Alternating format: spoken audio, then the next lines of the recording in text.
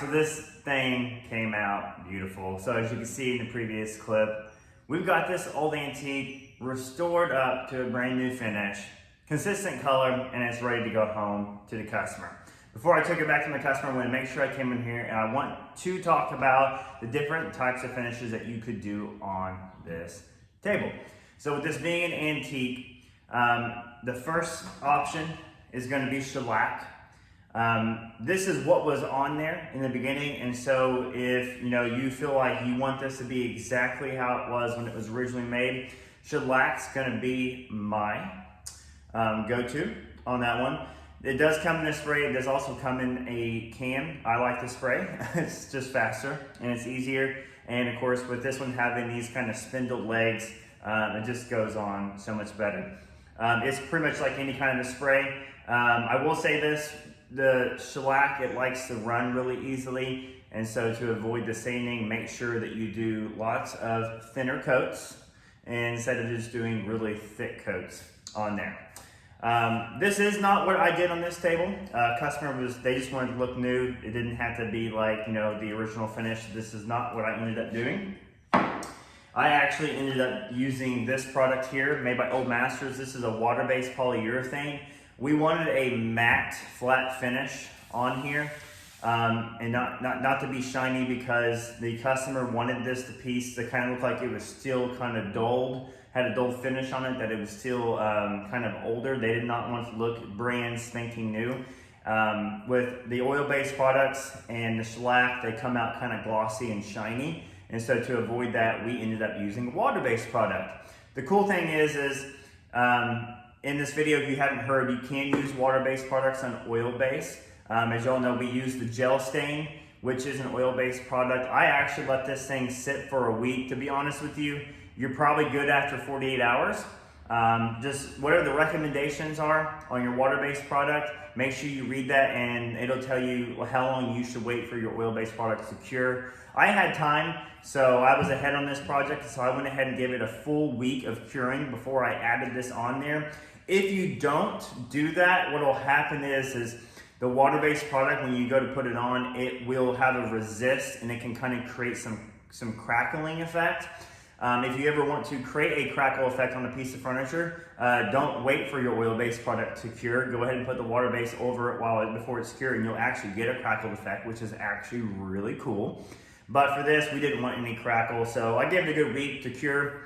I had the time to do that. I typically, standard, will wait always at least 3 days minimum.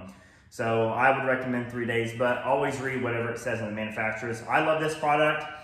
We actually sprayed this product, and I'm ready to show you. We're gonna go to the next clip, and I'm gonna show you that we were actually spraying this on there. So we have a spray gun. It's an Heirloom spray system, and we're gonna show you how our method of the top is typically the hardest part when it comes to spraying clear coats. So we're gonna show you how we actually spray that. We do what's called a 50-50. So we'll do a pass through it, and then we'll come back through and we'll do half of a pass through an area that we already passed, and then we kind of just go back and forth. And we're actually gonna show you that clip right now.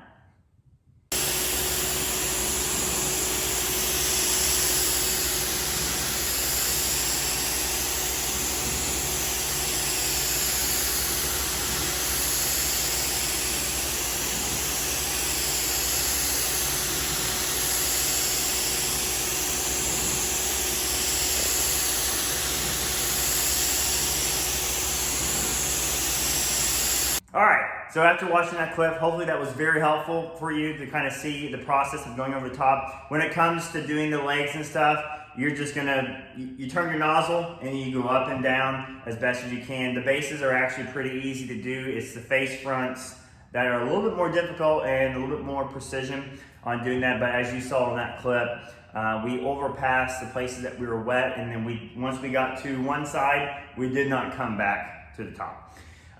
So that's the water-based product. This is actually what we use on this table. Some other recommendations, wipe on polyurethane. You can do a pure polyurethane. It's just thicker and it takes longer to dry.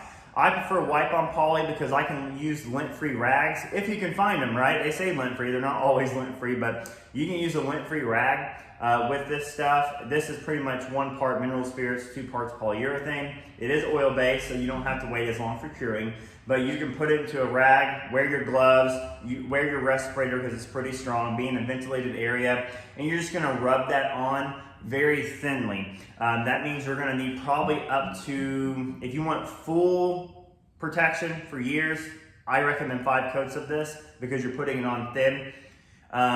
If you're just, regular wear and tear or whatever, you're not looking for longevity, 3 coats and you should be good. You can also get the polyurethane in a spray form if you want. That's also a possibility.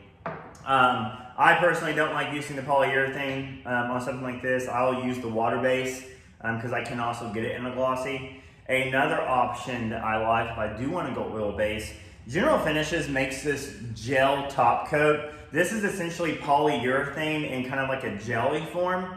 The reason why I like this on the spindle parts is it doesn't run. It's a little bit thicker, and so you can definitely like rub it into your finish real easy. I don't necessarily like to use this on the tops, so I may use this on my detail areas using a lint-free rag, and then I might use this on my tops using a high density foam brush. I actually have another YouTube video that shows you how to do that on flat surfaces. You'll have to go watch it. It's been extremely helpful to a lot of people. And so I would actually use a combination of these if I went oil-based. But let's just be honest, I just waited some days and we put this into our spray system and this is what we went with. And this is what we found was the best way of finishing up this table. So that's kind of like just a little bit of an overview of different types of finishes that I would use on products like this. Obviously we're not going into detail and showing you, but I do have some other videos on the YouTube channel where we are showing you how to use the oil base, and we'll put some other ones out there that shows you how to use these things. Well, we hope you guys found this extremely helpful and that your restoration project is going as planned and it's coming out great. Remember, we're not shooting for 100% whenever we do furniture. If you get to a B level, you're probably doing pretty good. I can look at brand new furniture and I can find all types of just imperfections in the finish and in coloring and stuff, but when it comes to customers, when it comes to actual furniture, it's not supposed to be picture perfect. So don't stress yourself out. This is supposed to be a fun process. If you found these videos helpful, make sure you share them on your social media. Share them with other people who are interested in this. And also make sure you like and subscribe to our page so you always know when our content is coming out. And hit that little bell and hit notifications, because if you're really into furniture refinishing or how to make this a business, we're your people. All right, thanks for watching again, and we'll see you next time.